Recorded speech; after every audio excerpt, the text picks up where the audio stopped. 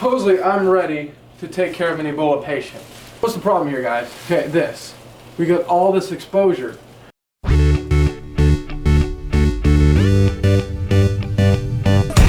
are my brother, you are my sister, made by the same God, loved by the same heart.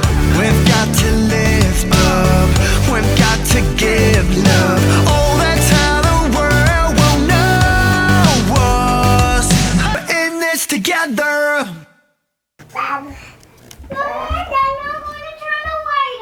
Say ball.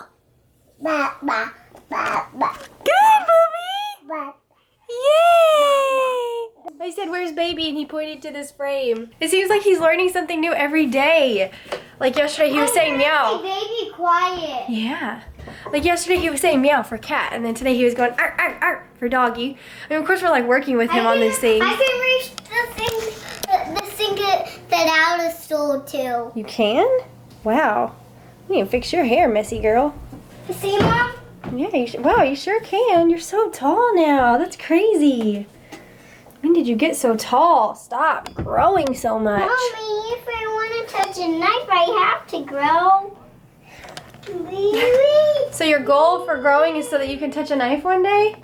Yes, because I never touch a knife. You're so silly. So Symphony's going to my mom's tonight. And I said, Symphony, why do you always got to leave me when I come home from work? And she said, Daddy, don't forget this. And this is what she came back with. What do we got? Every time you see this will remind you of me. Oh, is that? Because I painted that. Is this a little chicken? Uh-huh. A little rooster? I painted it. Oh, I'll think of it every time I look at it. I'll think of you. Okay. And then when I really miss you, I'll kiss it and go. Mm-hmm. And when I really miss you, I'll just eat the whole thing. Daddy. Then it'll get wet, Dad. Then it'll have to dry all over again. Oh, okay. Then I won't do that. Thank you so much. You're welcome. How long are you staying with Nana? How long are you going to be staying with Nana? For 1 minute. For 1 minute? Uh-huh. Oh, 1 minute ain't bad. I can handle that. Abram, I just cleaned up all these Legos and What is he doing over there? I'm gonna be a burrito. Okay, burrito girl. Come on, burrito. Burrito stuff. You like to call me burrito. Uh-huh. I'll be the meat and you can be the lettuce, okay? Okay. And Abram could be the tomatoes. And Mommy can be... the salsa. Yeah, that's what I was going to say, the hot sauce. She'd be the hot sauce. And I'll be the lettuce. You'll be the lettuce because you look like lettuce today. This color looks like lettuce. And you'll be meat. What kind of meat am I? You can Yeah, be. maybe I should be the cheese because of my color. Okay. And we'll just pretend there's meat in here. Now, who's going to eat us? Maybe we'll just pretend someone's eating that. Like a giant? No, just pretend, Daddy. Not a giant, a nice people that wants a burrito. Okay. So today's my first day back off work, and I'm in that drowsy slash Slash blank. blank mode. Our burrito reminds me of something. What? When you used to wrap me up in the towels like a burrito. I did? Oh, after your bath? Uh-huh. Oh. I remember that. Me too. You've always been my little burrito. Even when you were a little born baby, we used to wrap you up in blankets and I'd call you my burrito. And you still call me a burrito. I still do. Because I'm in a burrito. You're in a tortilla. Good morning, by the way, everybody. How are you guys doing? Everything going good on your end? Daddy, someone popped my legs out. Abram loves to help Mommy do the laundry. Say hi. Oh. Abram, what's the doggy say? Oh, good job. I'm about to go to a men's Bible study. Symphony's gonna come with me, right, Symphony? No, I'm going to Nana's. You're not gonna go to the Bible study with me? Remember, Dad, when you come home from Bible study, you can look at that chicken, and when you look at that chicken, it'll remind you of me. Oh, that's right. I totally forgot. I will look at that chicken and I will think of you forever. Ever? Forever and ever and ever. Abram, come to your daddy. Come to dada. Come to the dada. Way to ride my bike, Dad. Like that? Why does Symphony have to hop when she walks? Look at her. She's just hopping away with Nana. Bye, Symphony! As you guys know, there was a big Ebola scare here in Dallas. And Nia was telling me a little bit last night that she hasn't given it much thought, but she's recently become a little bit concerned about my well-being. Go ahead, honey. Tell them what you were telling me last night in bed. Okay, I'll tell him. It's true. This whole time I've just been kind of like, oh my gosh, everyone's being so dramatic. It's like all over Facebook and everyone's talking about it. And I've just been kind of like, ugh, about it, you know? Like I feel, anyway. And so then my cousin, who I don't talk to very often, called to check on Sam. And she's like, where does Sam work? I know he works in the Dallas area. And, you know, are they taking special precautions for him?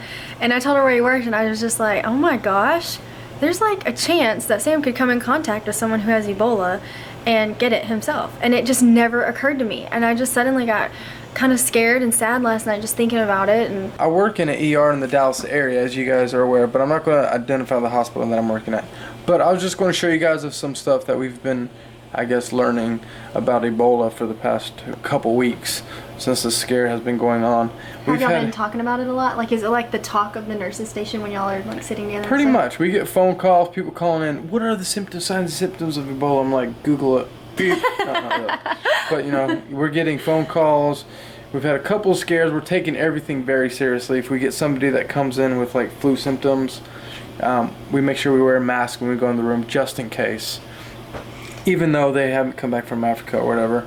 We had one pretty big scare of somebody who actually did come back from Africa, and we did all the proper protocols and keeping this patient very isolated from everybody else. And I'm going to show you guys the PPE that we have to wear when taking care of a suspected Ebola patient. What's PPE? PPE is personal protective equipment. Oh. First, you want to wear Learn something new every day. a gown, okay? These are the gowns we're supposed to wear. This is like paper thin, like a trash bag. How the heck is that going to protect you? But it's water resistant. Oh my gosh, you look so cute. And water runs down it very easily. This isn't a joke, honey. Okay, but you gotta admit, he looks really freaking cute in that little suit. Zip our feet in here like so. Okay. It's pretty simple, self-explanatory. They were telling us that we should probably wear goggles and a face mask that covers up the eyes, but he wants to wear. We have another pair of goggles that actually like have foam around it that cup the eye area, so it keeps sweat and everything out, and it absorbs anything that gets in contact around your eyes. This thing here, you can do both or just one of them, but two's better than one. And then some gloves, of course. Have you guys seen like what the CDC supposedly wears when they go into an infected area or whatever? It's like literally looks like a bodysuit. It's like got tubes coming from it and all this stuff. And then you put the gloves on, you want to make sure they go over this. They have the thumb hole, so you can put the gloves over the gown. So there's no, it's seamless. Supposedly I'm ready to take care of an Ebola patient. What's the problem here, guys? Okay, this. We got all this exposure. We should be 100% covered. Yeah, your ears. Huh? What about your ears? Yeah, we've got all this exposed. Well, we actually wear a bonnet that I don't have. Our ears would be covered with a bonnet. Like a shower but still, cap? this would all be exposed. And this is very thin, easily rippable material. I mean, look at this. It just it's that simple. You're actually supposed to tie this in the back. So that's tied in the back. The process of taking it off is tricky. That's the trickiest part. And you want to be very careful on contaminating your clothes or your skin. So you take off gloves first, like this, without touching the outside of the gloves, and wrap it up like that. Now be careful taking off the goggles because this is all contaminated, considered contaminated. So you want to grab the inside of the bands, trash it. The inside of the goggles, trash it. And then you take off the gown. So the front and sleeves are considered contaminated. They say the back's not contaminated. So you're not supposed to really turn your back to the patient. Just grab back here. And pull off. Come out. It's not that easy. Oh, it's a lot. I can breathe seeing you outside of the suit now. So you can see how easily it is to become contaminated taking that off. And then the shoes, you just tuck inward, inside, fold out. Not like that. They need a better system where Sam is working. That's all I've got to say. They need a better system. I don't feel safe with you doing this. So we're all assigned specific rooms, and there's one room that's an isolation room.